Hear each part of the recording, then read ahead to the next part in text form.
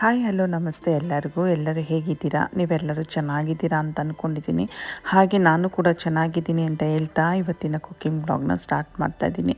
ಇವತ್ತು ನಾನು 2 ಥರ ಬೆಂಡೆಕಾಯಿ ರೆಸಿಪಿ ತೋರಿಸ್ತಾ ಇದ್ದೀನಿ. ಒಂದು ಬೆಂಡೆಕಾಯಿ ಪಲ್ಯ ಯಾವ ಥರ ಮಾಡೋದು ಅಂತ, ಇನ್ನೊಂದು ಬೆಂಡೆಕಾಯಿ ಗೊಜ್ಜು ತೋರಿಸ್ತಾ ಇದ್ದೀನಿ. 2 ಥರ ರೆಸಿಪಿನೂ ತುಂಬ ಚೆನ್ನಾಗಿರುತ್ತೆ.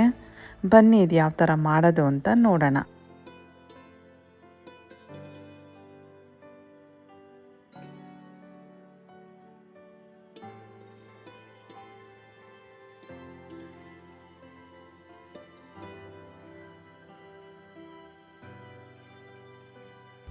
ನಾನಿಲ್ಲಿ ಮೊದಲು ಬೆಂಡೆಕಾಯಿ ಪಲ್ಯ ಯಾವ ಥರ ಮಾಡೋದು ಅಂತ ತೋರಿಸ್ತೀನಿ. ಇಲ್ಲಿ ನಾನು ಒಂದು ಪ್ಯಾನ್ ಇಟ್ಕೊಂಡಿದ್ದೀನಿ. ಪ್ಯಾನ್ ಕಾದ ನಂತರ ಎಣ್ಣೆ ಹಾಕ್ಕೊಳ್ತಾ ಇದ್ದೀನಿ. ಎಣ್ಣೆ ಕಾದ ನಂತರ ಸಾಸಿವೆ ಜೀರಿಗೆ ಚಿರ್ಕುಟ್ಟಿದ ಮೇಲೆ ಕಡಲೆಬೇಳೆ ಉದ್ದಿನಬೇಳೆ ಹಾಕ್ಕೊಳ್ತಾ ಇದ್ದೀನಿ. ಕಡಲೆಬೇಳೆ ಉದ್ದಿನಬೇಳೆ ಸ್ವಲ್ಪ ಹುರ್ಕೊಳ್ಬೇಕು. ಅದು ಕಂದು ಬಣ್ಣಕ್ಕೆ ಬಂದ ನಂತರ ನಾನಿಲ್ಲಿ ಒಂದು ಬೆಳ್ಳುಳ್ಳಿನ ಜಜ್ಜಿ ಸೇರಿಸ್ಕೊಳ್ತಾ ಇದ್ದೀನಿ. ಈ ಬೆಳ್ಳುಳ್ಳಿ ಸ್ವಲ್ಪ ಫ್ರೈ ಆಗ್ತಿರುವಂಗೆ ಇಲ್ಲಿ ನಾನು ಒಂದು ಈರುಳ್ಳಿನ ಈ ಥರ ಉದ್ದುದ್ದು ಕಟ್ ಮಾಡಿ ಈರುಳ್ಳಿನ ಸೇರಿಸ್ಕೊಳ್ತಾ ಇದ್ದೀನಿ. ಈರುಳ್ಳಿ ಸೇರಿಸ್ಕೊಂಡಿದ ನಂತರ ಕರ್ಬೇವಿನ ಸೊಪ್ಪು ಕೂಡ ಸೇರಿಸ್ಕೊಳ್ತಾ ಇದ್ದೀನಿ. ಈರುಳ್ಳಿ ಕಂದು ಬಣ್ಣಕ್ಕೆ ಬರಬೇಕು. ನಂತರ ನಾನಿಲ್ಲಿ ಬೆಂಡೆಕಾಯಿನ ಸೇರಿಸ್ಕೊಳ್ತಾ ಇದ್ದೀನಿ. ಬೆಂಡೆಕಾಯಿನ ಚೆನ್ನಾಗಿ ತೊಳೆದು ಒಣಗಿದ ಬಟ್ಟೆಲಿ ಒರೆಸಿ ಆಮೇಲೆ ಈ ಥರ ಸಣ್ಣದಾಗಿ ಕಟ್ ಮಾಡಿ ಸೇರಿಸ್ಕೊಂಡಿದ್ದೀನಿ. ಈ ಬೆಂಡೆಕಾಯಿ ಒಗ್ಗರಣೆಲೇ ಹುರ್ಕೊಳ್ಬೇಕು. ಇಲ್ಲಿ ಬೆಂಡೆಕಾಯಿ ಚೆನ್ನಾಗಿ ಹುರಿದಾದ ನಂತರ ನಾನು ಇವಾಗ ಲಾಸ್ಟಲ್ಲಿ ಉಪ್ಪು ಸೇರಿಸ್ಕೊಳ್ತಾ ಇದ್ದೀನಿ. ಉಪ್ಪು ಸೇರಿಸ್ಕೊಂಡಿದ ನಂತರ ಒಂದು ಸ್ವಲ್ಪ ಮೆಣಸಿನ್ಕಾಯಿ ಪುಡಿ, ನಂತರ ಸ್ವಲ್ಪ ಧನಿಯಾ ಪೌಡರು ಮತ್ತು ಸ್ವಲ್ಪ ಅರಿಶಿನ ಪೌಡ್ರು ಎಲ್ಲ ಸ್ವಲ್ಪನೇ ಹಾಕ್ಕೊಳ್ಬೇಕು. ನಂತರ ಜೀರಿಗೆ ಪುಡಿ ಕೂಡ ನಾನಿಲ್ಲಿ ಸೇರಿಸ್ಕೊಂಡಿದ್ದೀನಿ. ಈ ಪುಡಿಗಳನ್ನೆಲ್ಲ 1-2 ನಿಮಿಷ ಫ್ರೈ ಮಾಡ್ಕೊಳ್ಬೇಕು. ಇದಾದ ನಂತರ ಕೊತ್ತಂಬರಿ ಸೊಪ್ಪು ಮತ್ತು ತೆಂಗಿನಕಾಯಿ ತುರಿ ಸೇರಿಸಿದ್ರೆ ಈ ಬೆಂಡೆಕಾಯಿ ಪಲ್ಯ ರೆಡಿ ಆಗುತ್ತೆ. ಇದು ಚಪಾತಿಗೆ ಮತ್ತು ಅನ್ನಕ್ಕೆ ಸೈಡ್ ಡಿಶ್ ಆಗಿ ಕೂಡ ತುಂಬ ಚೆನ್ನಾಗಿರುತ್ತೆ ತಿನ್ನೋಕ್ಕೆ. ನೋಡಿ ಟ್ರೈ ಮಾಡಿ ಹೇಗೆ ಬಂತು ಅಂತ ಪ್ಲೀಸ್ ಕಮೆಂಟಲ್ಲಿ ಹೇಳಿ. ಇದಾದ ನಂತರ ನಾನು ನಿಮಗೆ ಬೆಂಡೆಕಾಯಿ ಗೊಜ್ಜು ಹೆಂಗೆ ಮಾಡೋದು ಅಂತ ತೋರಿಸ್ತಾ ಇದ್ದೀನಿ.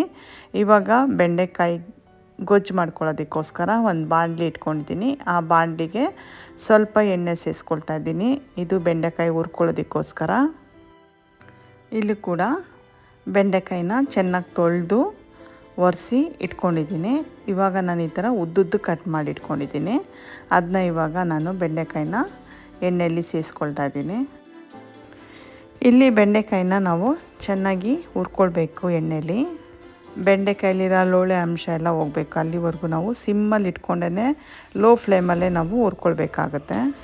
ಇಲ್ಲಿ ನಾನು 2-3 ಟೊಮೊಟೊನ ಈ ಥರ ರಫಾಗಿ ಕಟ್ ಮಾಡಿ ಮಿಕ್ಸಿ ಜಾರಲ್ಲಿ ಹಾಕ್ಕೊಳ್ತಾ ಇದ್ದೀನಿ ಟೊಮೊಟೊ ಪ್ಯೂರಿ ಮಾಡೋದಕ್ಕೋಸ್ಕರ. ನೋಡಿ ಟೊಮೊಟೊ ಪ್ಯೂರಿ ಮಾಡಾಗಿದೆ. ಇದೊಂದು ಕಡೆ ಸಪ್ರೇಟಾಗಿ ಎತ್ತಿಟ್ಕೊತೀನಿ. ಇವಾಗ ಇಲ್ಲಿ ಬೆಂಡೆಕಾಯಿ ಕೂಡ ಫ್ರೈ ಮಾಡಾಗಿದೆ. ಇದು ಕೂಡ ಸಪ್ರೇಟಾಗಿ ಎತ್ತಿಟ್ಕೊತೀನಿ. ಇವಾಗ ಬೆಂಡೆಕಾಯಿ ಫ್ರೈ ಮಾಡ್ಕೊಂಡಿದ್ದು ಬಾಣಲಿಗೆ ಎಣ್ಣೆ ಹಾಕ್ಕೊಳ್ತಾ ಇದ್ದೀನಿ. ಎಣ್ಣೆ ಕಾದ ನಂತರ ಸಾಸಿವೆ ಹಾಕ್ಕೊಳ್ತಾ ಇದ್ದೀನಿ. ಸಾಸಿವೆ ಹಾಕ್ಕೊಂಡು ಸಾಸಿವೆ ಚಿಟಗುಟ್ಟಿದ ಮೇಲೆ ನಾನಿಲ್ಲಿ ಸ್ವಲ್ಪ ಜೀರಿಗೆ ಕೂಡ ಸೇರಿಸ್ಕೊಳ್ತಾ ಇದ್ದೀನಿ. ಜೀರಿಗೆ ಸೇರಿಸ್ಕೊಂಡಿದ ನಂತರ 1-2 ಗರಿ ಕರ್ಬೇವಿನ ಸೊಪ್ಪು ಸೇರಿಸ್ಕೊಳ್ತಾ ಇದ್ದೀನಿ. ಕರ್ಬೇವಿನ ಸೊಪ್ಪು ಸೇರಿಸ್ಕೊಂಡಿದ ನಂತರ ನಾನಿಲ್ಲಿ ಜಿಂಜರ್ ಗಾರ್ಲಿಕ್ ಪೇಸ್ಟನ್ನ ಸೇರಿಸ್ಕೊಳ್ತಾ ಇದ್ದೀನಿ. 1-2 ಸ್ಪೂನಷ್ಟು ಸಾಕು ಜಿಂಜರ್ ಗಾರ್ಲಿಕ್ ಪೇಸ್ಟು. ಈ ಜಿಂಜರ್ ಗಾರ್ಲಿಕ್ ಪೇಸ್ಟು ಹಸಿ ವಾಸನೆ ಹೋಗೋವರೆಗೂ ಹುರ್ಕೊಳ್ಬೇಕಾಗತ್ತೆ. ಜಿಂಜರ್ ಗಾರ್ಲಿಕ್ ಪೇಸ್ಟು ಹಸಿ ವಾಸನೆ ಹೋಗಿದ ನಂತರ ನಾನಿಲ್ಲಿ 2 ಈರುಳ್ಳಿನ ಸಣ್ಣದಾಗಿ ಕಟ್ ಮಾಡಿ ಅದನ್ನ ಕೂಡ ಇವಾಗ ಸೇರಿಸ್ಕೊಳ್ತಾ ಇದ್ದೀನಿ. ಈರುಳ್ಳಿ ಬ್ರೌನ್ ಆಗಬೇಕು, ಅಲ್ಲಿವರೆಗೂ ಸ್ವಲ್ಪ ಫ್ರೈ ಮಾಡ್ಕೊಳ್ಳೋಣ. ಈರುಳ್ಳಿ ಇವಾಗ ಸ್ವಲ್ಪ ಮಟ್ಟಿಗೆ ಬ್ರೌನ್ ಆಗಿದೆ. ಇವಾಗ ನಾನಿಲ್ಲಿ 1 ಸ್ಪೂನಷ್ಟು ಮೆಣಸಿನ್ಕಾಯಿ ಪುಡಿ ಹಾಕ್ಕೊಳ್ತಾ ಇದ್ದೀನಿ. 1.5 ಸ್ಪೂನಷ್ಟು ಧನಿಯಾ ಪುಡಿ ಸೇರಿಸ್ಕೊಳ್ತಾ ಇದ್ದೀನಿ. ಮೆಣಸಿನ್ಕಾಯಿ ಪುಡಿ ನಿಮ್ಮ ಖಾರಕ್ಕೆ ಅನುಗುಣವಾಗಿ ನೀವು ಸೇರಿಸ್ಕೊಳ್ಬೋದು. ನಂತರ ಅರಿಶಿನ ಪುಡಿ ಸೇರಿಸ್ಕೊಳ್ತಾ ಇದ್ದೀನಿ.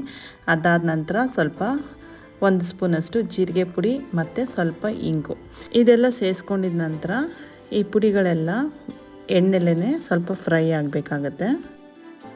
ಪುಡಿಗಳೆಲ್ಲ ಫ್ರೈ ಆದ ನಂತರ ನಾನಿಲ್ಲಿ ಉಪ್ಪು ಸೇರಿಸ್ಕೊಳ್ತಾ ಇದ್ದೀನಿ ರುಚಿಗೆ ತಕ್ಕಷ್ಟು. ನಂತರ ಒಂದ್ಸಲ ಎಲ್ಲ ನೀಟಾಗಿ ಮಿಕ್ಸ್ ಮಾಡ್ಕೊಳ್ಬೇಕು. ಇದೆಲ್ಲ ಮಿಕ್ಸ್ ಮಾಡ್ಕೊಂಡಿದ ನಂತರ ನಾನು ಇವಾಗ ಟೊಮೊಟೊ ಪ್ಯೂರಿ ಮಾಡಿ ಇಟ್ಕೊಂಡಿದ್ನಲ್ಲ ಅದನ್ನ ಸೇರಿಸ್ಕೊಳ್ತಾ ಇದ್ದೀನಿ. ಈ ಟೊಮೊಟೊ ಪ್ಯೂರಿ ಎಲ್ಲ ಸೇರಿಸ್ಕೊಂಡಿದ ನಂತರ ಒಂದು ಸಲ ಎಲ್ಲ ನೀಟಾಗಿ ಮಿಕ್ಸ್ ಮಾಡ್ಕೊಳ್ಬೇಕು. ಮಿಕ್ಸ್ ಮಾಡ್ಕೊಂಡಿದ ನಂತರ ಒಂದು ಅರ್ಧ ಕಪ್ನಷ್ಟು ನೀರನ್ನ ಸೇರಿಸಿ ಟೊಮೊಟೊ ಪ್ಯೂರಿನ ಬೇಯಿಸ್ಕೊಳ್ಬೇಕು. ಟೊಮೊಟೊ ಹಣ್ಣಿಂದು ಹಸಿ ವಾಸನೆ ಹೋಗೋವರೆಗೂ ಬೇಯಿಸ್ಕೊಂಡ್ರೆ ಸಾಕಾಗುತ್ತೆ. ನಂತರ ನಾನಿಲ್ಲಿ ಮೊಸರನ್ನ ತೊಗೊಂಡಿದ್ದೀನಿ. ಇಲ್ಲಿ ನಾನು 2-3 ಟೇಬಲ್ ಸ್ಪೂನಷ್ಟು ಮೊಸರನ್ನ ಸೇರಿಸ್ಕೊಂಡಿದ್ದೀನಿ. ಅದನ್ನ ಸ್ಪೂನ್ ಸಹಾಯದಿಂದ ನಾನು ಮೊಸರನ್ನ ಬೀಟ್ ಮಾಡಿ ಇವಾಗ ಬೆಂಡೆಕಾಯಿ ಗೊಜ್ಜಿಗೆ ಸೇರಿಸ್ಕೊಳ್ತಾ ಇದ್ದೀನಿ. ಮತ್ತು ಲೋ ಫ್ಲೇಮಲ್ಲಿ ಇಟ್ಕೊಂಡು ನಿಧಾನಕ್ಕೆ ಈ ಮೊಸರನ್ನ ಮಿಕ್ಸ್ ಮಾಡ್ಕೊಳ್ಬೇಕು. ಇದಾದ ನಂತರ ನಾನು ಲಿಡ್ ಕವರ್ ಮಾಡಿ ಒಂದು 5 ನಿಮಿಷ ನಾನು ಈ ಗೊಜ್ಜನ್ನ ಬೇಯಿಸ್ಕೊಳ್ತಾ ಇದ್ದೀನಿ. ಇದಾದ ನಂತರ ಲಿಡ್ ಓಪನ್ ಮಾಡಿದ್ದೀನಿ. ನೋಡಿ ಎಣ್ಣೆ ಎಲ್ಲ ಮೇಲ್ಗಡೆ ತೇಲ್ ಬಂದಿದೆ. ಒಂದು ಸಲ ಎಲ್ಲ ಮಿಕ್ಸ್ ಮಾಡಿಕೊಂಡು ನಾನಿಲ್ಲಿ ಹುರಿದಿಟ್ಟಿರೋ ಬೆಂಡೆಕಾಯಿನ ಸೇರಿಸ್ಕೊಳ್ತಾ ಇದ್ದೀನಿ. ಬೆಂಡೆಕಾಯಿ ಸುಮಾರು ಒಂದು ಅರ್ಧ kg ಬೆಂಡೆಕಾಯಿನ ನಾನು ಸೇರಿಸ್ಕೊಂಡಿರೋದು. ನಂತರ ಮತ್ತೆ ಲಿಡ್ ಕವರ್ ಮಾಡಿ ಒಂದು 5 ನಿಮಿಷ ಬೆಂಡೆಕಾಯಿನ ಬೇಯಿಸ್ಕೊಳ್ತಾ ಇದ್ದೀನಿ. ಇದಾದ ನಂತರ ಗರಂ ಮಸಾಲ ಪೌಡ್ರ್ ಸೇರಿಸ್ಕೊಳ್ತಾ ಇದ್ದೀನಿ 1 ಟೀ ಸ್ಪೂನಷ್ಟು. ಮತ್ತು ಒಂದು ಸಲ ಎಲ್ಲ ನೀಟಾಗಿ ಮಿಕ್ಸ್ ಮಾಡಿ ಲಿಡ್ ಕವರ್ ಮಾಡಿ 1-2 ನಿಮಿಷ ಬೇಯಿಸ್ಕೊಂಡ್ರೆ ಸಾಕು. ಬೆಂಡೆಕಾಯಿ ಗೊಜ್ಜು ರೆಡಿ ಆಗುತ್ತೆ. ಲಾಸ್ಟಲ್ಲಿ ಒಂದು ಸ್ವಲ್ಪ ಕೊತ್ತಂಬರಿ ಸೊಪ್ಪು ಉದುರಿಸಿದ್ರೆ ಆಯಿತು. ಈ ಬೆಂಡೆಕಾಯಿ ಗೊಜ್ಜಿಗೆ ಸ್ವಲ್ಪ ತುಪ್ಪ ಹಾಕ್ಕೊಂಡು ಕೂಡ ತಿನ್ಬೋದು, ತುಂಬ ಚೆನ್ನಾಗಿರುತ್ತೆ. ನೋಡಿದ್ರಲ್ಲ ಬೆಂಡೆಕಾಯಿ ಗೊಜ್ಜು ಯಾವ ಥರ ಮಾಡೋದು ಅಂತ. ಬೆಂಡೆಕಾಯಿ ಗೊಜ್ಜು ಬೆಂಡೆಕಾಯಿ ಪಲ್ಯ ಎರಡೂ ಮಾಡೋದು ತೋರಿಸಿದ್ದೀನಿ. ನಿಮ್ಗೆ ಈ ರೆಸಿಪಿ ಇಷ್ಟ ಆಗಿದೆ ಅಂತ ಅಂದ್ಕೊತೀನಿ. 2 ರೆಸಿಪಿ ಕೂಡ ಇಷ್ಟ ಆಗಿದ್ದರೆ ಪ್ಲೀಸ್ ನನ್ನ ಚಾನೆಲ್ನ ಸಬ್ಸ್ಕ್ರೈಬ್ ಮಾಡಿ ಮತ್ತು ನನ್ನ ಸಪೋರ್ಟ್ ಮಾಡಿ. ಹಾಗೆ ಬೆಲ್ ಐಕಾನ್ನ ಪ್ರೆಸ್ ಮಾಡೋದನ್ನ ಮರಿಬೇಡಿ. ಬೆಲ್ ಐಕಾನಲ್ಲಿ ಆಲ್ ಅನ್ನೋದನ್ನ ಸೆಲೆಕ್ಟ್ ಮಾಡಿ. ಆವಾಗ ನಾನು ಯಾವುದೇ ವಿಡಿಯೋ ಹಾಕಿದ್ರೂ ಫಸ್ಟ್ ನೋಟಿಫಿಕೇಷನ್ ನಿಮಗೆ ಬರುತ್ತೆ. ಈ ವಿಡಿಯೋ ಫುಲ್ಲಾಗಿ ನೋಡಿದ್ದಕ್ಕಾಗಿ thank you and god bless you.